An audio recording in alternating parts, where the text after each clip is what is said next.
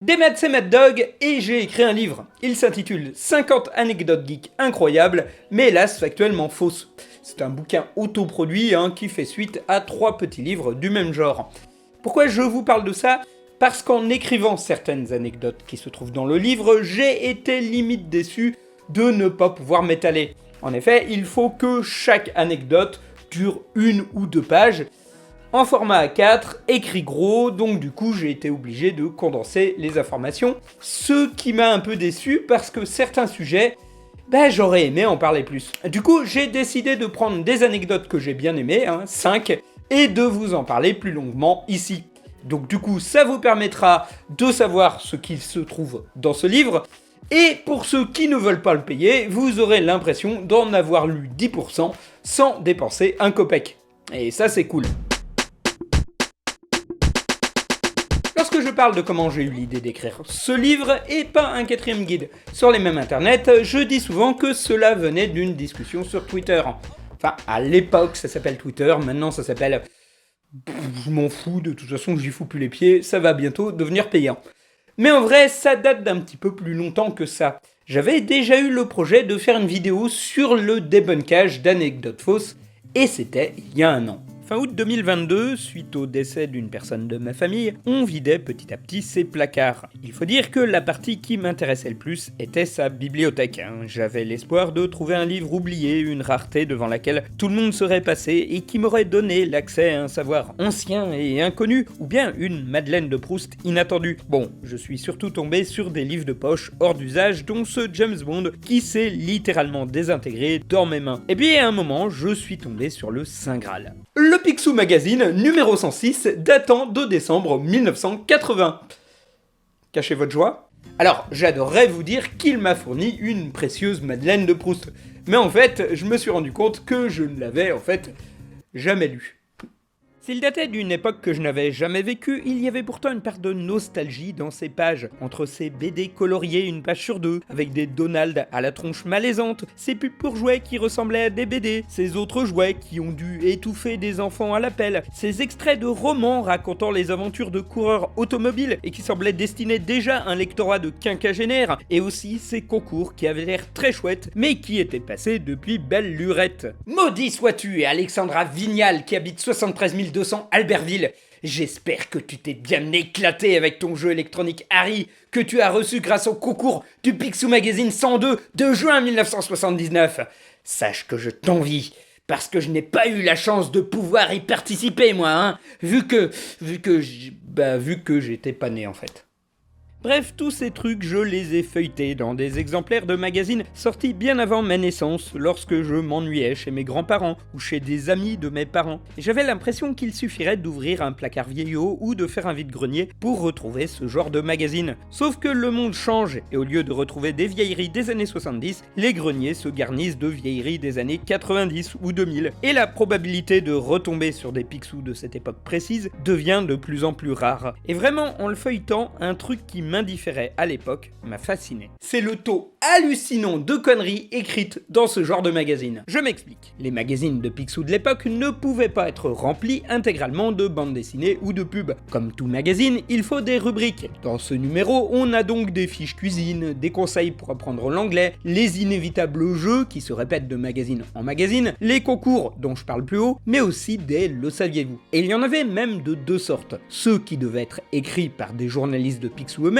et qui étaient illustrés par des dessins des personnages de Disney, et puis il y avait ceux de la rubrique Incroyable mais vrai, qui n'avaient rien à voir avec Donald et ses amis. Ceux-ci étaient placés par Opera Mundi, une agence de presse chargée de distribuer entre autres les productions Disney. Ils pratiquaient la technique du syndicate, des BD qui pouvaient passer d'un journal à un autre en fonction des pays. Ce qui faisait qu'une production américaine, qui n'appartient même pas à Disney, pouvait se retrouver diffusée dans le Picsou Magazine ou le journal de Mickey. Parmi celles-ci, on trouvait la rubrique Incroyable mais vrai, qui avait infusé tous les supports de l'après-guerre. Elle était diffusée aussi bien dans Picsou Magazine que sur les vignettes de Malabar.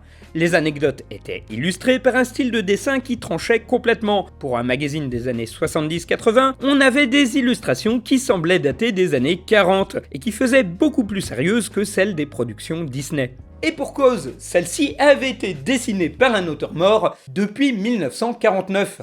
Relativement inconnu par chez nous, Robert Ripley est une légende aux USA. Né en 1890, il se fait connaître en 1922 par des journaux de bord racontant ses voyages autour du monde. En 1929, il commence la rubrique Believe or Not, qui sera vendue à 17 journaux à travers le monde. L'idée est de publier des anecdotes hallucinantes qu'il a récoltées lors de ses voyages ou à travers les livres qu'il a lus. Le style est court, chaque anecdote est racontée en 2 ou 3 phrases et illustrée d'un dessin de Ripley. Parfois pas très ressemblant. Véritable star aux USA, qualifié de Marco Polo des temps modernes par Walt Disney lui-même, Ripley multipliera les voyages tout en adaptant sa rubrique Incroyable mais vrai sous forme d'une émission de radio qui durera 19 ans, ainsi que de courts-métrages pour la compagnie Warner Bros.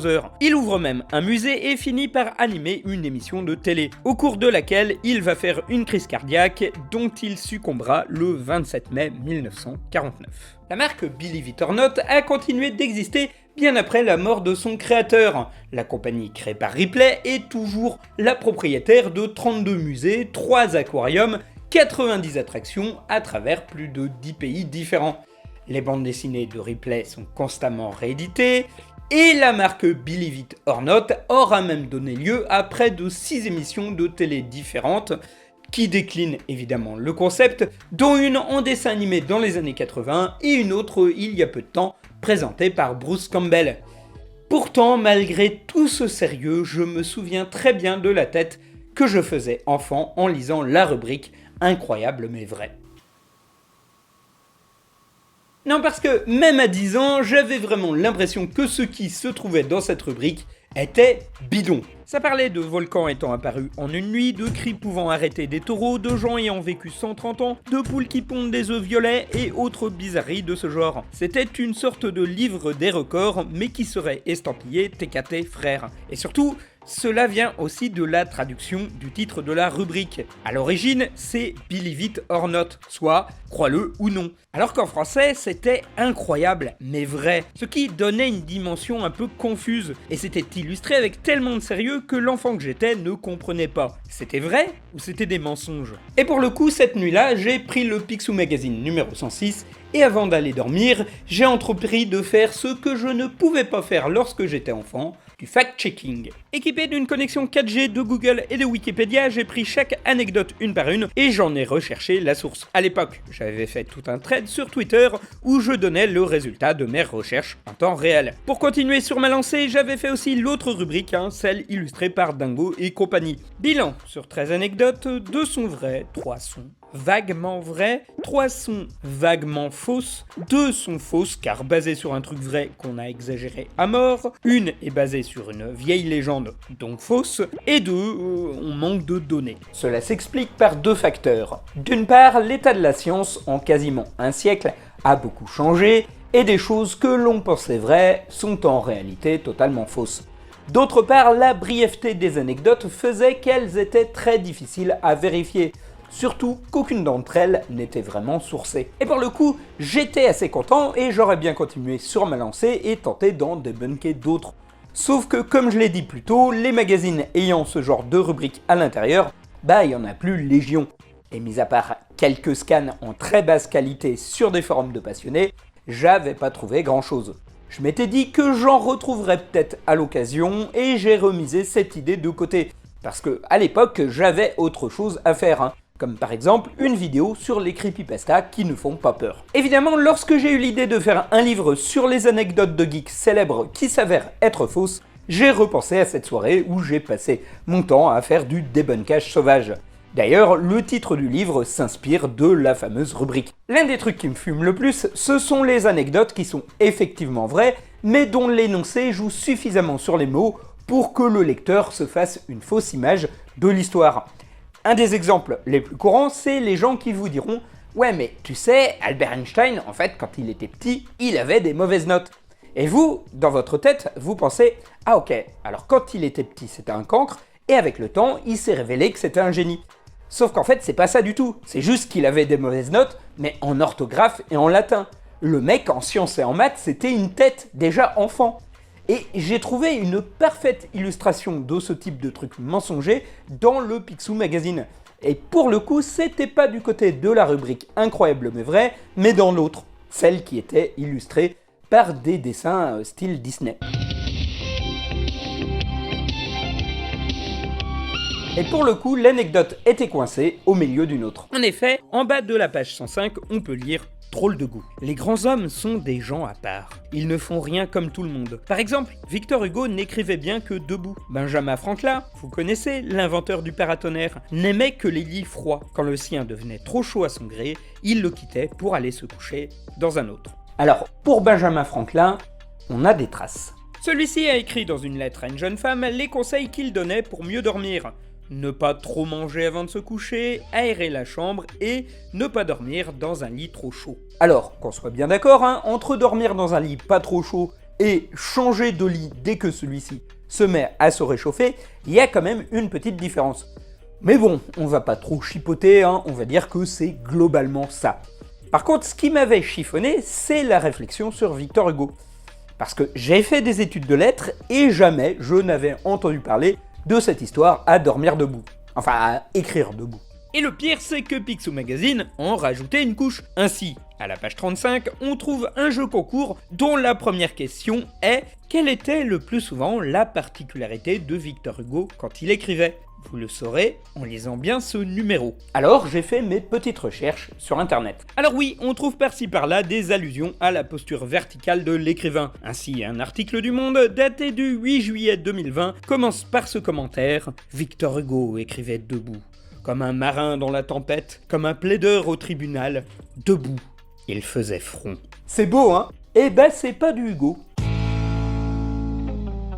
Effectivement, Victor Hugo avait pour habitude de se mettre debout pour écrire son courrier. Et encore, ça n'est que vers l'année 1878 que celui-ci a commandé à un artisan menuisier de faire rehausser un écritoire afin de le surélever pour qu'il puisse écrire debout. À cette époque, Victor Hugo a plus de 75 ans, il est déjà grand-père et ses premiers livres ont été publiés depuis déjà plus de 50 ans. Ceci dit, il est toujours très actif. En dehors de son activité de poète et de romancier, celui-ci est sénateur et milite pour l'amnistie des membres de la Commune de Paris. Il se sert donc de cet écritoire pour éviter les maux de dos et afin de noter à la volée des idées de poèmes, des brouillons de romans ou pour répondre à du courrier. Et Victor Hugo s'éteindra 7 ans après la construction présumée de cet établi. Mais du coup, elle est là la douille. Lorsqu'on vous dit que Victor Hugo écrivait debout, vous vous imaginez le grand écrivain debout sur ses deux pieds en train d'écrire Les Misérables, Notre-Dame de Paris ou La Légende des siècles. Vous ne vous imaginez pas un vieillard de 75 ans avec quelques mots d'eau en train de rédiger à la va-vite un courrier dont le contenu ressemblera surtout fortement à « Mais moi je veux faire l'amour ! Je veux faire l'amour !» Mais bon, puisqu'on en est aux rumeurs concernant les personnes célèbres, j'ai vendu mon livre en convention, ce qui m'a permis de faire une petite expérience. Je laissais les gens feuilleter le bouquin et je remarquais à quel moment ils allaient dire « Tiens, celle-là, j'ai toujours cru que c'était vrai ». Et la plupart du temps, c'était sur la cryogénisation de Walt Disney. Petit retour sur la cryogénisation ou cryopréservation, qui est un procédé consistant à préserver le corps de gens décédés dans des cuves réfrigérées. L'idée est que peut-être dans le futur, les avancées scientifiques les permettront de guérir de l'affliction pour laquelle ils sont morts. Le service n'est pas nouveau et le premier ouvrage traitant du sujet date de 1962. C'est le livre du professeur Robert Entinger, The Prospect of Immortality. C'est en 1967 que l'américain James Bedford, un professeur d'université atteint d'un cancer des reins, devient le premier homme cryogénisé. Bon, techniquement, c'est plus le premier cadavre cryogénisé, puisqu'il faut attendre que le corps soit mort avant de le congeler. Et puis on ne se contente pas de foutre un corps inerte comme ça dans de la glace ou dans de l'azote liquide. Il y a tout un procédé de préparation du corps dont je vous épargne les détails. Vous pouvez les trouver en quelques clics sur Wikipédia ou sur n'importe quel site consacré à la cryogénisation. Parce que le procédé n'est plus vraiment de l'ordre de la science-fiction. Ça même à certains endroits carrément pignon sur rue.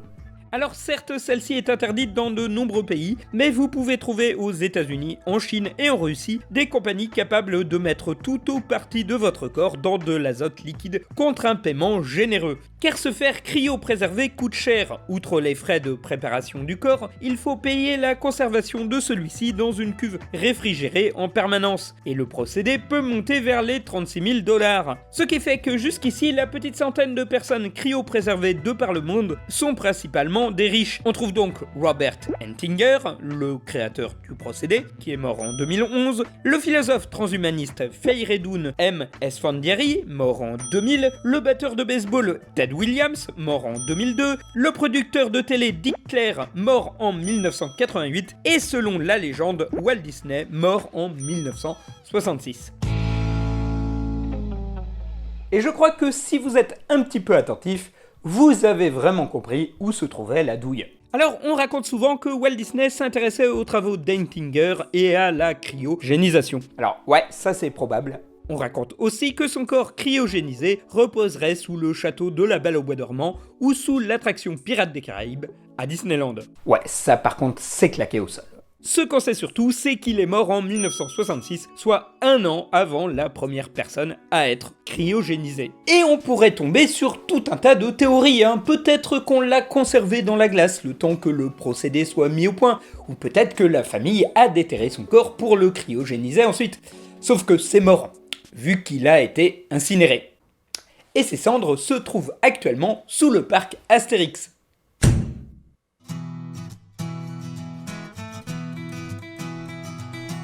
Celle-là je l'aime bien parce qu'elle a eu tendance à pas mal dériver avec le temps. Si vous traînez un peu dans les cercles consacrés à la littérature, surtout celle de SF et de fantasy, vous avez peut-être entendu parler d'une rumeur concernant un auteur qui en avait assez de ne pas être édité et qui pour se venger se serait amusé à écrire le plus mauvais livre de tous les temps. Une sorte de fiction pourrie avec des dialogues nuls, des personnages exécrables, une histoire qui tient même pas debout et 10 mots de vocabulaire. Et à son grand étonnement, le livre serait devenu un best-seller qui l'aurait propulsé vers la richesse et le succès. Cette histoire, on l'a dit à propos de Twilight, de Stephanie Meyer, de Conan le Barbare et des romans de John Norman ou de Robert E. Heinlein. En remontant le fil chronologique, on s'aperçoit que ce fameux livre est à la base Tarzan. C'est l'auteur anglais Rudyard Kipling qui relate l'anecdote en 1912. L'auteur de Tarzan, Edgar Rice Burroughs, aurait fait exprès d'écrire le pire livre au monde afin de se moquer de ses lecteurs. Or la blague aurait été prise au sérieux et cela aurait réussi bien au-delà de ce qu'il présageait, l'obligeant à écrire des tonnes de suites.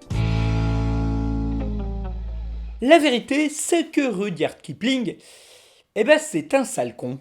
Alors oui, vous êtes peut-être choqués d'entendre ça, vu que Kipling, c'est pas une brêle niveau littérature, c'est un auteur célèbre, que l'on lit encore aujourd'hui, qui a écrit le fameux poème « Tu seras un homme, mon fils », et c'est même la première personne à avoir reçu le prix Nobel de littérature, rien que ça. Mais c'est aussi l'auteur du livre de la jungle, et il faut le dire, le livre de la jungle, ça ressemble quand même pas mal à Tarzan. Vous savez, l'histoire d'un petit gars qui est né dans la jungle, qui a été élevé par des animaux sauvages au point de devenir leur régal et qui aurait du mal à s'intégrer ensuite dans le monde des humains. On ne peut pas dire que le livre de la jungle et sa suite, le second livre de la jungle, sorti en 1894 et 1895, n'ont pas été des succès. Je rappelle que le livre a servi de base quand même au principe du scoutisme, mais c'est surtout un succès de salon entre auteurs et intellectuels britanniques. Mais ça ne vaut pas un copec face à Tarzan, seigneur de la jungle, sorti 18 ans plus tard, en 1912, c'est un énorme succès populaire, et il va permettre à son auteur d'écrire un très grand nombre de suites pendant une trentaine d'années, et le personnage sera tellement populaire qu'il sera adapté dès 1916 au cinéma, tandis que pour Mowgli, il faudra attendre 1942, et pour la version Disney, il faut carrément attendre 1967. Et oui, 1967, donc un an après que Disney se soit fait incinérer. D'ailleurs, ses cendres sont sous le futuroscope. Le succès insolent de Tarzan explique le très grand nombre de tacles que Kipling balançait lors des interviews envers Burroughs. Il avait l'impression de s'être fait piquer son idée par quelqu'un de moins méritant que lui. Voyez ça comme une forme de frustration ou de jalousie. What exactly is doing Et on va parler des vidéos virales sur internet, vu que c'est un petit peu le principe de cette chaîne à la base.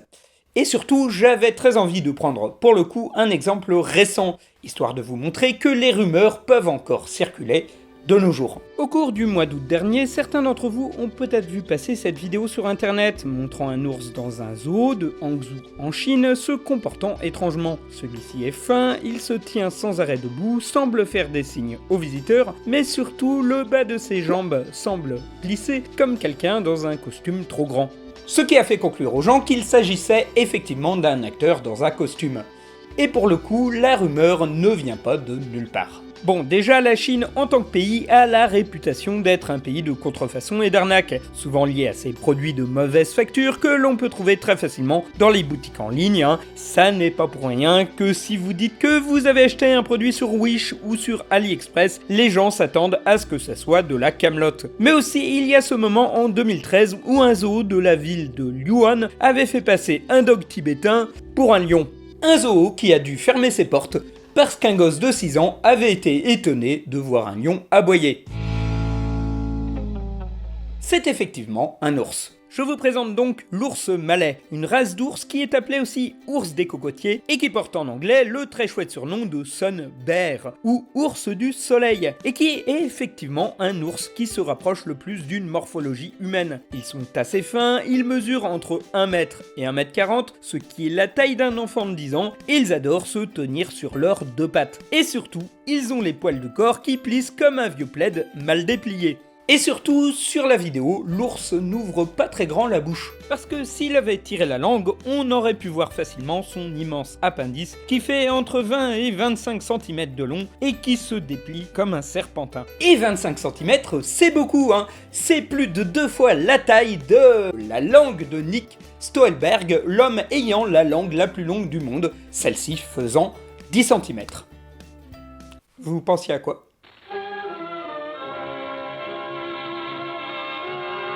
Et pour finir, un exemple assez célèbre d'intox que tout le monde a gobé, qui parle elle-même d'une intox que plein de gens auraient gobé. Le 30 octobre 1938, c'est la panique à travers les États-Unis. Une radio vient d'annoncer l'arrivée des extraterrestres sur Terre. Les gens, en proie à la terreur, sortent de leurs maisons, provoquant des accidents de la route et de nombreuses émeutes. D'autres, persuadés que les Martiens vont les tuer, se suicident. On apprendra le lendemain qu'il s'agissait juste d'une adaptation en pièce radiophonique du roman de H.G. Wells, La Guerre des Mondes. L'idée du Mercury Theatre, la troupe qui jouait la pièce, fut d'adapter le roman de SF sous forme de bulletin d'information racontant en temps réel la progression des Martiens. Il faut dire que l'une des voix du Mercury Theatre n'est autre qu'Orson Welles, le futur réalisateur et premier rôle du chef-d'œuvre Citizen Kane. C'est donc un acteur culte par sa stature et sa voix grave. Oui, l'émission de radio a eu lieu et vous pouvez même en trouver des enregistrements. Mais elle est loin d'avoir généré la panique qu'on lui attribue. Et il y a une très bonne raison à cela, c'est qu'elle n'a été diffusée que très localement. CBS était une station qui n'émettait qu'à New York. Une enquête va montrer qu'elle n'a été écoutée que par 2% des Américains, tout au plus. De surcroît, on est à la veille d'Halloween. Il n'est donc absolument pas anormal de trouver un programme angoissant à la radio. En réalité, les gens qui se sont affolés ont surtout appelé la radio. D'autres ont appelé la police pour porter plainte contre l'émission.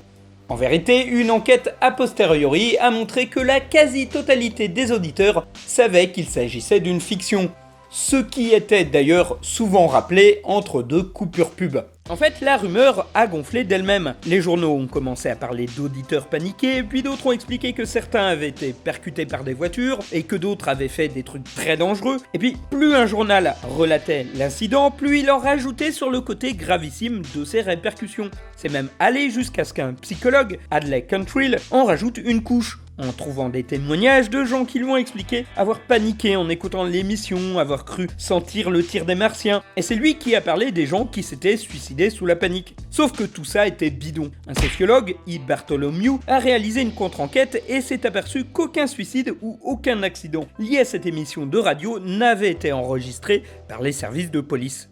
Alors, pourquoi cette histoire a-t-elle eu un tel aura ?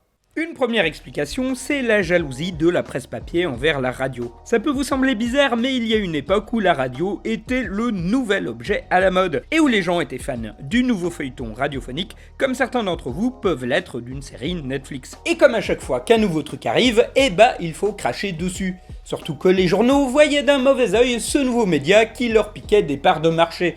Vu que les gens avaient accès aux bulletins d'information à la radio, ils étaient moins enclins à acheter un quotidien pour s'informer. D'où l'envie de faire passer la radio pour un média dangereux, qui ment et corrompt les gens au point de les pousser à faire des trucs stupides. Toute liberté était donnée pour en faire des caisses autour de l'incident, histoire que ça effraie les gens et les pousse à lire un bon vieux journal. Après tout, qui allait vraiment se renseigner sur la véracité des accidents ce soir-là? Et la deuxième théorie, c'est qu'Orson Welles aurait laissé faire la rumeur, parce que c'est extrêmement flatteur pour lui. Ça renvoie l'image d'un comédien qui est tellement convaincant que même s'il raconte que les martiens débarquent, les gens finissent par le croire. Cela va avec la légende qu'il a lui-même forgée, un homme fort, sérieux, à la fois réalisateur de génie et tragédien hors pair. Même si, en France, en 2023, on le connaît surtout pour un mème autour d'une phrase qu'il n'a jamais dite. Pas mal, non? C'est français. Fun fact, le dernier film dans lequel il a joué, c'est un film Transformers. D'ailleurs, ses cendres sont enterrées à l'intérieur d'une urne en forme d'Optimus Prime qui se trouve actuellement sous mes pieds. Bon, qu'est-ce qu'on peut conclure de tout ce bazar? D'une part, je n'ai pas vraiment envie de vous assommer avec un truc du style « Nous sommes à l'ère de la fake news ». C'est une chose que vous entendez beaucoup, mais vous le savez déjà, et c'est pas les événements arrivés ces dernières semaines qui me feront mentir. Par contre, au contraire, on a rarement eu autant d'outils en main afin de savoir si une anecdote est vraie ou fausse.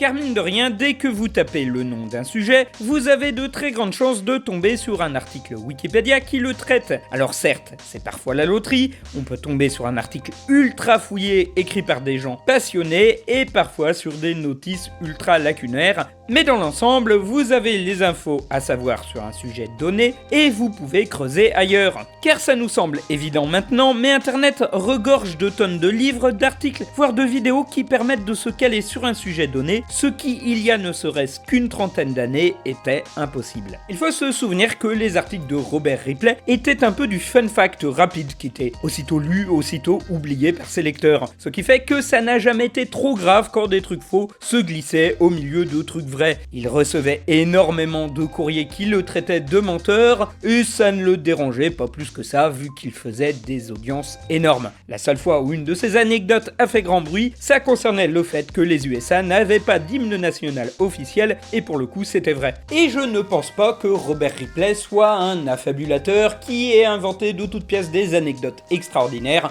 qu'il aurait fait passer pour vrai afin de mystifier ses lecteurs. Non, ça s'appelle être Bernard Werber. Non, mais il y a un moment, faut qu'on dise les termes. Hein. Du reste, je comprends un petit peu l'envie, des fois une anecdote est tellement chouette qu'on a envie d'en rajouter un tout petit peu pour épicer le tout.